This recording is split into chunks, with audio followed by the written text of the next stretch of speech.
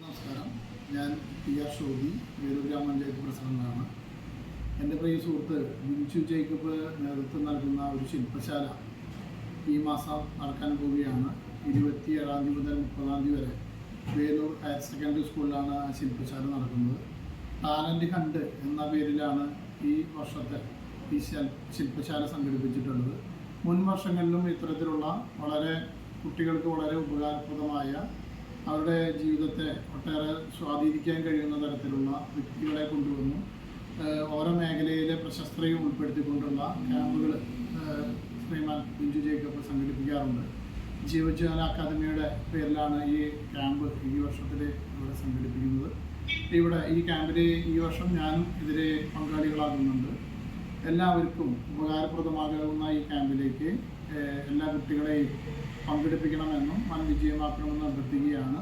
ഈ ക്യാമ്പിനെ എല്ലാവിധ ആശംസകളും അറിയിച്ചു.